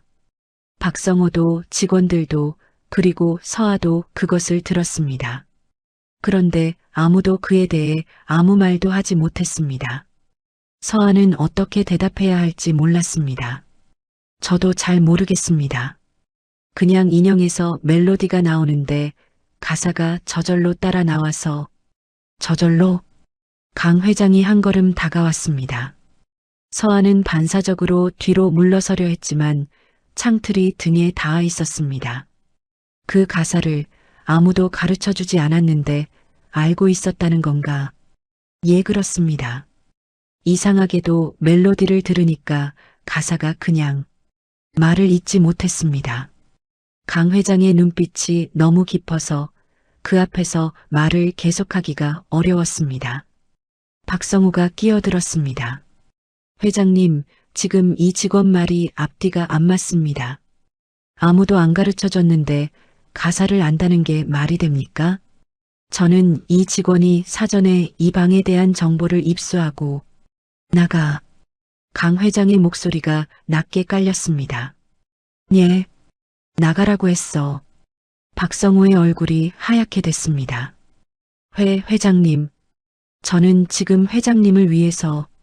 당신도. 강 회장은 박성우 뒤에 서 있던 직원들에게 시선을 줬습니다. 직원들은 말이 끝나기도 전에 허리를 숙이고 문 쪽으로 이동했습니다. 발소리도 크게 내지 않고 빠르게 나갔습니다. 박성우는 그 자리에 서서 버텼습니다. 회장님, 제가 있어야 나중에 이 상황을 정리하는데. 강 회장이 박성우를 바라봤습니다. 말이 없었습니다. 그냥 바라봤습니다. 그 눈빛 하나였습니다. 박성호는 더 이상 말을 잇지 못하고 고개를 숙인 채 방을 나갔습니다. 문이 닫혔습니다. 방 안에 두 사람만 남았습니다. 강 회장과 서하였습니다. 멜로디는 아직 흐르고 있었습니다. 강 회장은 두 손에 인형을 든 채 서하 앞에 서 있었습니다. 서하는 그 자리에서 움직이지 못했습니다. 이 상황이 무엇인지, 왜 자신이 아직 이 방에 있는 건지 아무것도 이해되지 않았습니다. 강 회장의 시선이 서하의 얼굴을 천천히 훑었습니다. 이목구비 하나하나를 확인하듯 아주 조용히, 아주 천천히요. 그 시선이 너무 무거워서 서하는 눈을 어디에 둬야 할지 몰랐습니다. 그냥 강 회장의 재킷 단추 쪽을 바라봤습니다. 심장이 두근거렸습니다. 아무 잘못도 하지 않았는데 이상하게 심장이 빠르게 뛰었습니다. 강 회장이 입을 열었습니다. 성이 윤 씨라고 했나? 예, 윤서아입니다. 강 회장은 그 이름을 듣고 잠시 멈췄습니다. 그리고 다시 서아를 바라봤습니다. 뭔가를 더 묻고 싶은 것 같은데 말이 나오지 않는 것처럼 보였습니다. 멜로디가 서서히 잦아들기 시작했습니다. 태엽이 풀리는 것인지 소리가 조금씩 작아졌습니다. 강 회장의 눈이 다시 서아의 얼굴을 바라봤습니다. 그때 서아가 뒤로 반 발짝 물러서면서 창틀에 걸려있던 소매가 팔목 위로 밀려 올라갔습니다. 손목이 드러났습니다. 강 회장의 시선이 그곳에서 멈췄습니다. 서아의 손목에서 멈췄습니다. 멜로디는 점점 잦아들고 있었습니다. 태엽이 거의 다 풀린 것인지 소리가 조금씩 작아지면서 음이 느려졌습니다. 그런데 강 회장의 귀에는 그 소리가 더 이상 들리지 않는 것 같았습니다. 시선이, 온 정신이 서아의 손목 한 곳에 고정되어 있었습니다. 흉터였습니다. 손목 안쪽, 손바닥과 팔목이 이어지는 부분이었습니다. 오래된 흉터였습니다. 불에 닿았다가 생긴 화상 흉터 특유의 모양이었습니다. 피부가 오그라들면서 굳은 것 같은 색이 주변보다 옅게 바랜 자국이었습니다. 크지는 않았습니다. 손바닥 반만 한 크기였습니다. 그러나 오래된 것이 분명했습니다. 수십 년은 된 것 같은 흉터였습니다. 강 회장의 입술이 미세하게 떨렸습니다. 서하는 강 회장의 시선이 어디에 머물고 있는지 깨달았습니다. 반사적으로 소매를 내리려 했습니다. 이 흉터를 낯선 사람에게 보이는 것이 불편했습니다. 어릴 때부터 늘 그래왔습니다. 여름에도 긴 소매를 입을 때가 많았고 누군가의 시선이 그쪽으로 향하면 자연스럽게 팔을 뒤로 돌리는 버릇이 있었습니다. 소매를 내리려는데 강 회장이 말했습니다. 잠깐. 아주 낮은 목소리였습니다. 명령이라기보다는 간청에 가까운 목소리였습니다. 서하는 손을 멈췄습니다. 강 회장이 천천히 다가왔습니다. 한 걸음, 두 걸음. 서하와의 거리가 좁혀졌습니다. 서하는 뒤로 물러서고 싶었지만 이미 창틀이 등에 닿아 있었습니다. 갈 곳이 없었습니다. 그냥 그 자리에 서서 강 회장이 가까워지는 것을 바라봤습니다. 강 회장이 멈춘 것은 서하의 바로 앞이었습니다. 팔을 뻗으면 닿을 거리였습니다. 강 회장의 시선은 여전히 서하의 손목에 고정되어 있었습니다. 그 눈빛이 이상했습니다. 차갑지 않았습니다. 떨리고 있었습니다. 무언가를 확인하려는 것인지 아니면 확인하는 것이 두려운 것인지 알 수 없는 눈빛이었습니다. 강 회장의 손이 천천히 올라왔습니다. 서하의 손목 쪽으로 향하는 손이었습니다. 서하는 그 손을 보면서 굳었습니다. 뭔가를 말해야 할 것 같았지만 말이 나오지 않았습니다. 강 회장의 손이 서하의 손목 바로 앞에서 멈췄습니다. 닿기 직전이었습니다. 공기 한 층을 사이에 두고 멈춰 있었습니다. 그 손이 떨리고 있었습니다. 강 회장은 그 상태로 움직이지 않았습니다. 닿지도 물러서지도 않았습니다. 그냥 그 자리에 멈춰 있었습니다. 마치 이 흉터에 손을 대는 순간 무언가가 확정되어 버릴 것 같은, 그래서 그 직전에서 버티고 있는 것 같았습니다. 서한은 그 상황이 너무 낯설고 이상했습니다. 자신의 손목 흉터를 이렇게 바라보는 사람은 처음이었습니다. 놀라거나 불편해하거나 아니면 모른 척하거나, 사람들의 반응은 늘 그 셋 중 하나였습니다. 그런데 지금 이 사람은 달랐습니다. 이 흉터를 보는 눈빛이 슬픔에 가까웠습니다. 마치 이 흉터를 이미 알고 있는 사람 같은 눈빛이었습니다. 서한은 자신도 모르게 소매를 다시 걷었습니다. 의식해서 한 것이 아니었습니다. 그냥 손이 먼저 움직였습니다. 흉터가 온전히 드러났습니다. 손목 안쪽에 오래된 화상 자국이 오후 햇빛 아래 고스란히 보였습니다. 강 회장의 눈에서 무언가가 무너지는 것 같았습니다. 눈동자가 흔들렸습니다. 아주 미세하게, 그러나 분명하게 흔들렸습니다. 눈꺼풀이 한번 무겁게 내려왔다가 올라갔습니다. 숨을 삼키는 소리가 들렸습니다.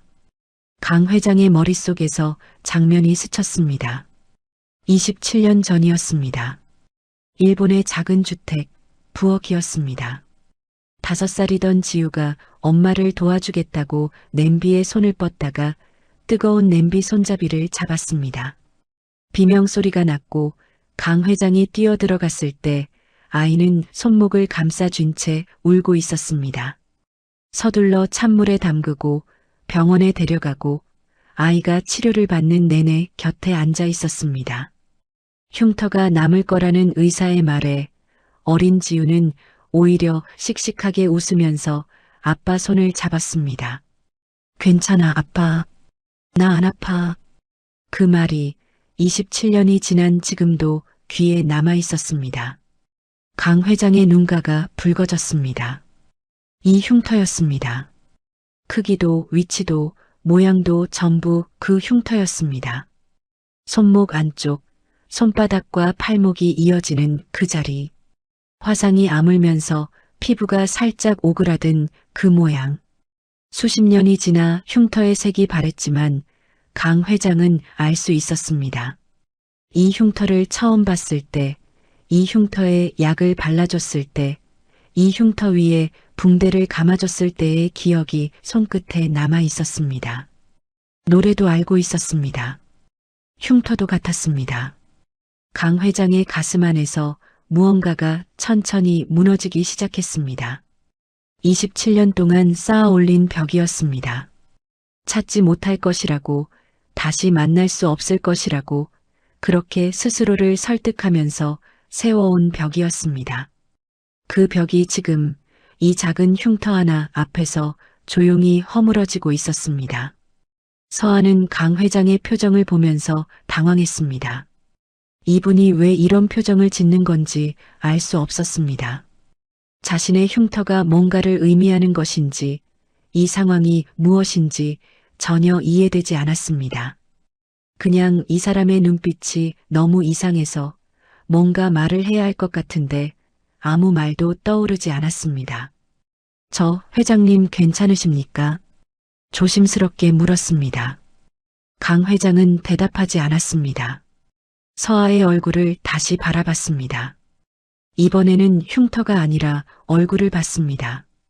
눈을 봤습니다. 코를 봤습니다. 입술선을 봤습니다. 이목구비 하나하나를 천천히 오래 들여다봤습니다. 서한은 그 시선이 불편했지만 피하지 못했습니다. 뭔가에 붙들린 것처럼 그냥 서 있었습니다. 강 회장이 입을 열었습니다. 목소리가 나오지 않았습니다. 한번 입을 다물었다가 다시 열었습니다. 그 흉터는 언제 생긴 건가? 서한은 잠깐 생각했습니다. 어릴 때 생겼습니다. 제가 너무 어려서 기억은 잘 나지 않는데 어머니한테 들은 얘기로는 뜨거운 것에 데었다고. 어머니. 강 회장이 그 단어에서 멈췄습니다. 어머니가 지금 돌아가셨습니다. 몇 해 전에요. 방 안이 조용해졌습니다. 멜로디는 이미 완전히 멈춰 있었습니다. 인형은 강 회장의 한 손에 들린 채였습니다. 창문으로 오후 햇빛이 비스듬하게 들어오고 있었습니다. 그 햇빛이 서아의 손목 위에, 그 오래된 흉터 위에 내려앉아 있었습니다. 강 회장의 눈에 눈물이 고이기 시작했습니다. 서아는 그것을 봤습니다. 그리고 더욱 어떻게 해야 할지 몰랐습니다. 이 나라에서 손꼽히는 대기업의 회장이 자신 앞에서 눈물을 글썽이고 있었습니다. 이 상황이 현실인지 아닌지조차 헷갈렸습니다. 강 회장은 눈물이 흘러내리기 직전에 눈을 내리감았습니다. 그리고 아주 낮게 거의 혼잣말처럼 말했습니다. 그 상처가 맞아. 그 상처야. 서아는 그 말의 의미를 알지 못했습니다. 그냥 그 목소리가 이상하게 가슴 어딘가를 건드렸습니다. 설명할 수 없는 방식으로요. 그 상처가 맞아. 그 상처야. 강 회장의 그 말이 방 안에 떨어진 뒤 한동안 아무도 아무 말도 하지 않았습니다. 서아는 그 말의 의미를 알지 못했습니다. 무슨 상처가 맞다는 건지, 이 사람이 왜 자신의 손목 흉터를 보며 저런 말을 하는 건지 이해할 수 없었습니다. 그냥 그 목소리가 이상하게 마음에 걸렸습니다. 낮고 떨리는 그 목소리가 가슴 어딘가를 설명할 수 없는 방식으로 건드렸습니다. 강 회장은 눈을 내리감은 채 서 있었습니다. 그 모습을 보는 서아는 어떻게 해야 할지 몰랐습니다. 이 자리에서 그냥 나가야 하는 건지 아니면 무슨 말이라도 해야 하는 건지 발이 떨어지지 않았습니다. 그때 문이 열렸습니다. 박성호였습니다. 조금 전에 나갔던 그가 다시 들어온 것이었습니다. 문 밖에서 상황을 살피다가 너무 조용해지자 다시 들어온 것 같았습니다. 그의 눈이 방 안을 빠르게 훑었습니다. 강 회장이 서아 가까이에 서 있는 것을 보자 박성호의 얼굴에 다시 기색이 올라왔습니다. 회장님, 제가 아까 말씀드리다가 중단이 됐는데요. 강 회장이 눈을 떴습니다. 박성호는 그것을 신호로 받아들이고 계속했습니다. 이 직원은 엄연히 허가 없이 회장님 사적 공간에 들어와서 물건에 손을 댔습니다. 아무리 청소 목적이라고 해도 회장실은 별도 허가가 있어야 하는 공간이고 저는 관리본부장으로서 이 사안을 그냥 넘길 수가 없습니다. 최소한 경위서라도 받아야 하고 경우에 따라서는 박 본부장, 강 회장이 말했습니다. 예, 회장님. 지금 내가 누구랑 얘기하고 있는 것 같나? 박성호가 멈칫했습니다. 그게 무슨 말씀이신지. 내가 이 직원이랑 얘기하고 있는 거 안 보여? 목소리는 여전히 낮았습니다. 그런데 그 낮은 목소리 안에 뭔가가 담겨 있었습니다. 차갑지는 않았지만 단단했습니다. 박성호는 그것을 느끼고 입을 다물었습니다. 강 회장은 박성호를 바라봤습니다. 자네가 이 직원한테 한 짓 내가 다 봤어. 도둑 소리하고 밀치고 물건 빼앗으려 하고. 박성호의 얼굴이 굳었습니다. 그건 제가 회장님 물건을 지키려고. 내 물건. 강 회장이 손에 들고 있던 인형을 들어 올렸습니다. 이게 내 물건이야. 맞아. 그런데 이걸 지키는 방식이 그거였나? 이 직원 손목을 비틀고 소리 지르고 사람들 불러다가 증인 세우는 게. 박성호는 입을 열었다 닫았습니다. 저는 그저 규정에 따라서. 규정? 강 회장이 그 단어를 짧게 되받았습니다. 그리고 잠시 박성호를 바라봤습니다. 그 시선을 받는 박성호는 자신도 모르게 어깨가 움츠러들었습니다. 자네 여기서 몇 년째야? 12년입니다, 회장님. 12년 동안 규정 얘기는 많이 들었어. 그런데 규정이 사람 위에 있는 게 아니야. 기억해둬. 박성호의 얼굴이 붉어졌다가 하얗게 됐습니다. 반박하고 싶었지만 할 수 없었습니다. 강 회장이 틀린 말을 한 것이 아니었으니까요. 그냥 고개를 숙였습니다. 서아는 그 광경을 보면서 숨을 죽이고 있었습니다. 박성호가 강 회장 앞에서 저렇게 말문이 막히는 것을 보는 것은 처음이었습니다. 그리고 강 회장이 자신을 대신해서 저런 말을 해주리라고는 꿈에도 생각하지 못했습니다. 그런데 한편으로는 더 무서웠습니다.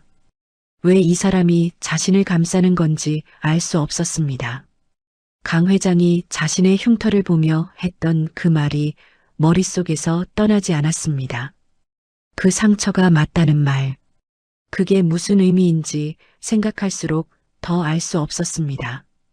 강 회장이 박성호에게 말했습니다. 오늘 이 직원한테 한 일 내가 직접 처리할 거야. 자네는 나가 있어. 회장님, 나가 있으라고. 이번에는 더 짧았습니다. 박성호는 더 이상 버티지 못하고 고개를 숙인 채 방을 나갔습니다. 문이 닫히는 소리가 났습니다. 이번에는 아까보다 조심스러운 소리였습니다. 방 안에 다시 두 사람만 남았습니다. 강 회장은 한동안 닫힌 문을 바라봤습니다. 그리고 천천히 돌아서서 서아를 봤습니다. 서아는 그 시선을 받으며 자세를 바로잡았습니다. 무슨 말이 나올지 몰랐습니다. 감사하다는 말을 해야 할지 아니면 그냥 조용히 있어야 할지 판단이 서지 않았습니다. 강 회장이 창가 쪽 의자를 손으로 가리켰습니다. 앉아요. 예, 앉으라고. 서아는 어색하게 의자에 앉았습니다. 회장실 의자였습니다. 이 집에서 3년을 일하면서 이 의자에 앉아보는 것은 처음이었습니다. 등받이가 부드럽고 깊었습니다. 그런데 지금 그것을 느낄 여유가 없었습니다. 강 회장은 서아 맞은편에 섰습니다. 앉지 않았습니다. 그냥 섰습니다. 인형을 여전히 한 손에 들고 있었습니다. 잠시 침묵이 흘렀습니다. 강 회장이 입을 열었습니다. 아까 그 노래. 예. 그 노래 가사가 저절로 나왔다고 했지. 그렇습니다. 멜로디를 들으니까 가사가 그냥 입에서 나왔습니다. 저도 이상하다고 생각했습니다. 강 회장은 고개를 끄덕이는 것도 아닌 것도 아닌 채 서아를 바라봤습니다. 어릴 때 기억이 있나요? 아주 어릴 때. 서아는 잠깐 생각했습니다. 별로 없습니다. 어머니 말씀으로는 제가 5살 이전 기억이 거의 없다고 그때 이사를 많이 다녔다고 하셨는데 그래서인지 기억이 많이 끊겨 있습니다. 강 회장의 눈빛이 흔들렸습니다. 5살 이전. 예. 일본에 있었던 기억은 없나요? 서아가 고개를 들었습니다. 일본이요? 어릴 때 일본에서 산 기억. 서아는 천천히 고개를 저었습니다. 없습니다. 저는 태어날 때부터 한국에서 자랐다고 알고 있었는데요. 강 회장은 그 말을 듣고 잠시 눈을 감았습니다. 알고 있었다고. 서아 스스로도 확신하지 못하는 말이었습니다. 강 회장은 그것을 놓치지 않았습니다. 어머니가 뭔가 말씀하신 적 없나요? 어릴 때 일에 대해서. 서아는 입술을 살짝 깨물었습니다. 어머니는 그쪽 얘기를 잘 안 하셨습니다. 제가 물어봐도 그냥 어릴 때 이사 다닌 거라고만 하시고 자세한 얘기는 한 번도 들은 적이 없습니다. 강 회장의 손이 인형을 더 꽉 쥐었습니다. 말하지 않았다는 것, 묻는데도 돌려서 넘겼다는 것. 강 회장은 그것이 무엇을 의미하는지 느끼고 있었습니다. 그러나 지금 당장 이 자리에서 모든 것을 말할 수는 없었습니다. 확인이 필요했습니다. 확신만으로 이 사람의 삶을 흔들어 놓을 수는 없었습니다. 그런데 눈물이 차오르는 것은 막을 수가 없었습니다. 강 회장은 눈을 들어 창문 밖을 바라봤습니다. 눈물이 흘러내리지 않도록 시선을 위로 향했습니다. 턱이 미세하게 떨렸습니다. 서아는 그 모습을 보면서 가슴이 이상하게 조여드는 것을 느꼈습니다. 이 사람이 왜 우는 건지 몰랐습니다. 그런데 이상했습니다. 저 눈물이 자신과 무관한 것 같지 않았습니다. 설명할 수 없었습니다. 그냥 그런 느낌이었습니다. 가슴 깊은 곳에서 무언가가 아주 조금씩 오래된 문을 밀어 열려는 것 같은 느낌이었습니다. 강 회장이 창밖을 보며 낮게 말했습니다. 그 노래 다시 한번 불러줄 수 있겠나? 서아는 그 말에 잠시 굳었습니다. 그리고 천천히 입을 열었습니다. 자장자장 우리 아가. 강 회장의 눈에서 눈물이 한 줄기 흘러내렸습니다. 우리 아가. 서아의 목소리가 방 안에 조용히 퍼졌습니다.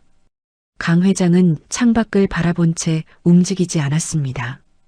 눈물이 한 줄기 흘러내린 뒤로 그 자리에 그대로 서 있었습니다. 등이 보였습니다. 넓고 단단해 보이는 등이었지만 지금 이 순간만큼은 그 등이 작아 보였습니다. 오랫동안 무언가를 혼자 짊어지고 살아온 사람의 등처럼요. 서아는 노래를 부르면서 이상한 기분이 들었습니다. 이 노래를 부를 때마다 가슴이 조여드는 것은 처음부터 그랬습니다. 그런데 지금은 달랐습니다. 이 사람 앞에서 이 노래를 부르고 있으니 그 감각이 더 깊어지는 것 같았습니다. 설명할 수 없었습니다.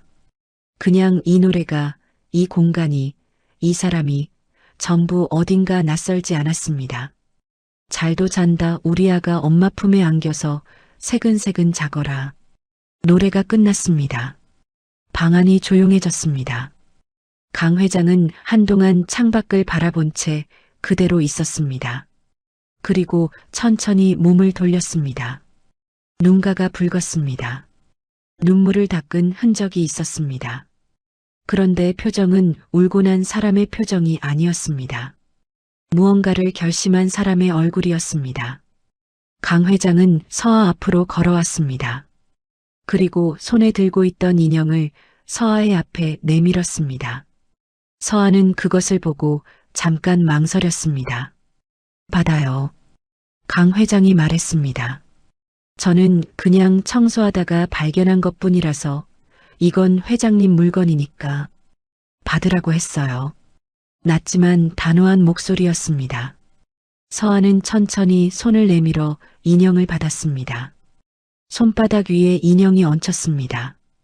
아까 처음 꺼냈을 때처럼 손 안에 자연스럽게 안기는 느낌이었습니다. 강 회장은 그 모습을 바라봤습니다. 인형이 서아의 손 안에 들려있는 모습을요. 그 장면을 보는 강 회장의 눈빛이 흔들렸습니다. 오래전 그 작은 방에서 지우가 이 인형을 처음 받아들었을 때의 모습이 겹쳐 보이는 것 같았습니다. 두 손으로 꼭 쥐고 볼에 비비던 그 아이의 모습이요.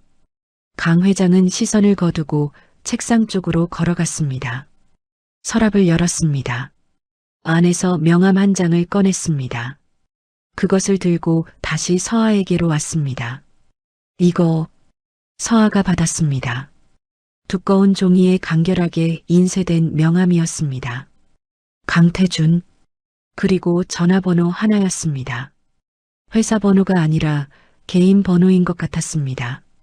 궁금한 게 생기면 연락해요. 서아는 명함을 내려다봤습니다. 무슨 말씀이신지 제가 무엇이 궁금할 수 있는 건지요. 강 회장은 잠시 서아를 바라봤습니다. 지금 이 자리에서 모든 것을 말하고 싶었습니다. 그런데 말할 수 없었습니다. 확인이 먼저였습니다. 이 사람의 삶을 하루아침에 뒤흔들어 놓는 것이 옳은 일인지 아직 알 수 없었습니다. 노래도 같고 흉터도 같고 어릴 때 기억이 끊겨 있다는 것도 전부 맞아 들어갔습니다. 그러나 강 회장은 27년을 살면서 배운 것이 있었습니다. 확신만으로 움직이면 안 된다는 것이었습니다. 특히 이런 일은요. 나중에 알게 될 거야. 그 말만 했습니다. 서아는 고개를 숙였습니다. 감사합니다. 아까 일도 저를 대신해서 말씀해 주셔서 강 회장은 고개를 저었습니다. 당연한 거야. 잘못한 게 없는데 잘못했다고 몰리면 안 되는 거니까. 그 말이 서아의 가슴에 조용히 내려앉았습니다. 이 집에서 3년을 일하면서 당연한 것이 당연하게 통한 적이 많지 않았습니다. 낮은 자리에 있는 사람은 억울해도 참는 것이 당연한 곳이었습니다. 그런데 이 사람은 당연한 거라고 했습니다. 서아는 자리에서 일어났습니다. 그럼 이만 나가보겠습니다. 강 회장이 고개를 끄덕였습니다. 서아는 인형과 명함을 손에 쥔 채 문 쪽으로 걸었습니다. 문 앞에서 한번 돌아봤습니다. 강 회장은 창가에 서서 다시 밖을 바라보고 있었습니다. 아까와 같은 자세였지만 분위기는 달랐습니다. 아까는 등이 작아 보였는데 지금은 그냥 조용히 서 있는 것처럼 보였습니다. 서아는 문을 열고 나왔습니다. 복도는 조용했습니다. 아까 들어올 때와 똑같은 복도였습니다. 두꺼운 카펫, 은은한 조명, 벽에 걸린 그림들. 그런데 이상하게 아까와는 다르게 느껴졌습니다. 들어올 때는 낯선 공간이었는데 나올 때는 그냥 복도였습니다. 서아는 천천히 걸었습니다. 손 안에 인형을 내려다봤습니다. 바랜 하늘빛 옷, 수놓은 눈, 풀린 머리카락. 아까 처음 봤을 때와 똑같은 인형이었습니다. 그런데 아까와는 다르게 느껴졌습니다. 강 회장이 이 인형을 자신에게 줬습니다. 27년 동안 책장 구석에 넣어뒀던 인형을 오늘 처음 보는 자신에게요. 그게 왜인지 알 수 없었습니다. 그 명함도 나중에 알게 될 거라는 말도 전부 이해되지 않았습니다.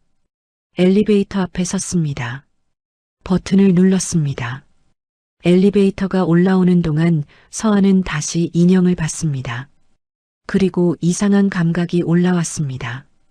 이 인형을 처음 손에 쥐었을 때부터 느끼던 그 감각이었습니다. 낯설지 않은 느낌, 어딘가 익숙한 느낌, 말로는 꺼낼 수 없는 무언가였습니다. 엘리베이터 문이 열렸습니다. 서아가 안으로 들어섰습니다. 문이 닫히기 직전 서아는 무심코 인형의 귀 부분을 손가락으로 살짝 눌렀습니다. 딸깍. 멜로디가 다시 흘러나왔습니다. 좁은 엘리베이터 안에서 그 소리는 더 또렷하게 들렸습니다. 서아는 그 멜로디를 들으면서 눈을 감았습니다. 가사가 또 올라왔습니다. 막을 수 없었습니다. 그런데 이번에는 입술을 움직이지 않았습니다. 그냥 들었습니다. 가슴 안에서만 따라 불렀습니다. 그리고 이상하게 눈물이 차올랐습니다. 왜인지 몰랐습니다. 슬프지 않았습니다. 슬픈 것이 아닌데 눈물이 났습니다. 엘리베이터가 1층에 닿았습니다. 문이 열렸습니다. 서아는 눈물을 손등으로 닦으며 밖으로 나왔습니다. 멜로디는 아직 흐르고 있었습니다. 한편 3층 회장실이었습니다. 강 회장은 창가에 서서 저택 마당을 내려다보고 있었습니다. 오후 햇빛이 마당을 밝게 비추고 있었습니다. 잘 손질된 잔디와 나무들이 고요하게 서 있었습니다. 이재훈이 조심스럽게 방 안으로 들어왔습니다. 회장님, 오후 2시 보고 준비가 됐습니다. 강 회장은 대답하지 않았습니다. 잠시 후 천천히 입을 열었습니다. 이재훈 씨, 예, 회장님. 사람 찾는 거 다시 시작할 수 있겠나? 이재훈은 그 말의 의미를 단번에 알아들었습니다. 4년 전 이 자리에 왔을 때 전임 비서실장에게 인수인계를 받으면서 들었던 이야기가 있었습니다. 회장님이 오래전부터 찾고 있는 사람이 있다는 것이었습니다. 몇 년 전에 수소문을 멈추셨지만 그 파일은 아직 보관되어 있다는 것도요. 언제든지 가능합니다. 오늘부터 해줘. 이재훈은 고개를 숙였습니다. 필요한 정보가 있으시면 말씀해 주십시오. 강 회장은 잠시 창밖을 바라봤습니다. 그리고 말했습니다. 윤서아, 우리 집 주방에서 일하는 직원이야. 그 사람 어릴 때부터 지금까지 전부 다 알아봐줘. 조용하게. 이재우는 고개를 한 번 더 숙이고 방을 나갔습니다. 강 회장은 다시 창밖을 바라봤습니다. 마당 한쪽에 오래된 나무 한 그루가 서 있었습니다. 이 저택을 지을 때부터 있던 나무였습니다. 강 회장이 이 집에 들어온 날부터 저 자리에 있었습니다. 계절이 바뀌어도 세월이 흘러도 늘 그 자리에 있었습니다. 강 회장은 그 나무를 바라보며 조용히 중얼거렸습니다. 조금만 더 기다려라. 누구에게 하는 말인지는 알 수 없었습니다. 그냥 그 말이 입에서 나왔습니다. 27년 만에 처음으로 기다림의 끝이 보이는 것 같았습니다. 창문 너머로 오후 햇빛이 조용히 내려앉고 있었습니다. 세상에는 아무리 깊이 묻어두어도 사라지지 않는 것들이 있습니다. 사랑이 그렇습니다. 오랜 세월이 흘러도 아무리 잊으려 해도 진심으로 나눈 사랑은 어딘가에 반드시 남아 있습니다. 노래 한 소절로, 작은 흉터 하나로, 혹은 설명할 수 없는 따뜻한 감각으로요. 잃어버린 것 같아도, 끊어진 것 같아도 진짜 인연은 언젠가 반드시 다시 만나게 되어 있답니다. 오늘 여러분 곁에 있는 소중한 사람에게 지금 이 순간 마음을 전해보시는 건 어떨까요? 이야기 끝까지 함께 해주셔서 감사합니다.